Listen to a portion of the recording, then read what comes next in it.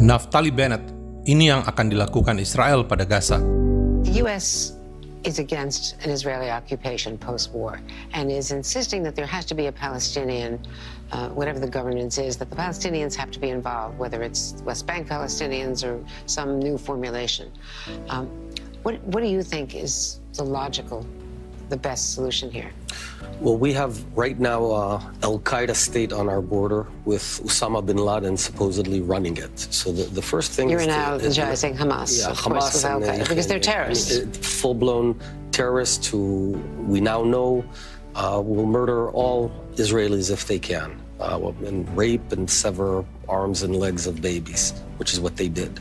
So we have two objectives: to release all 240 hostages and to fully eliminate Hamas. You're asking about the day after, which is a long way down the road, but it's a legitimate question. We don't want to govern Gaza. Israel never had a territorial claim for Gaza. We gave up Gaza and handed it over to the Palestinian Authority, and we got hell. This time around, what we're going to want to do is keep a security strip after the war, a buffer zone, to move them away from Israel, say 1 kilometer deep. And there will be some sort of a transitory period, after which there'll be a form of self-governance that works for them. Well, that's a demilitarized zone that takes away some land from them. Well, there's a price to pay when you go and murder innocent civilians. We have to. We're not doing it because we want to grab land. As I said, we have no desire for that, but we have to protect our people. If you had crazy terrorists next to your home, you'd also want a security zone. What do you think about this 3-day pause? Because the Prime Minister has not indicated that, but we understand that there are talks underway with Qatar, with Israel, with the U.S. for a 3-day pause, hopefully to try to get some hostages out.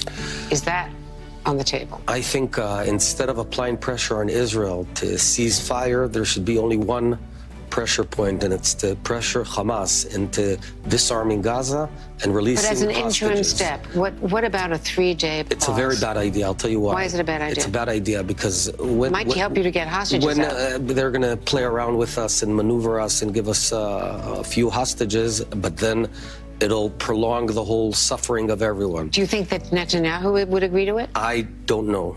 You'd have to ask him. I'm representing my position. We're in war. We have to defeat Hamas. The longer this goes on, the more suffering there'll be for everyone. So imagine it's the Nazi regime, January 1945, we got to win the war. If we keep on pausing and allowing them to refresh themselves, each time we give them a day, it's another 2 weeks to the war. Now, the counter-argument is that you are losing not only Europe and others in the region, and their opinion may not matter, but ultimately it's going to affect your funding and your support internationally. But you're losing the Senate. A majority of the Senate has now come out with a statement saying that there has to be a pause and that Israel has to be, that the $14 billion should not go to Israel if it's in violation of U.S. or international law. And international law does affect some of your airstrikes. Well, there's two different issues. International law, we're abiding to international law. We are bending over backward to allow everyone out of harm's way from northern Gaza to southern Gaza. Except that there's no place for them to go. There is in southern Gaza. There are safe zones, but if Hamas... We have seen strikes against safe zones. No. We have it on camera. Well, it's not a safe zone. If Hamas shoots rockets from there, it's not a safe zone. It's a killing zone. And we have to eradicate Hamas. Understand, there's no magic wand that can tweezer out Hamas if they insist on killing their own people by hiding within them and shooting rockets at us. So the best way to shorten the suffering is to win and focus on winning. Right now, it's tantamount to thinking about the German citizens in January of 1945. You want to end the suffering, you got to win. Let me ask you about the hostages.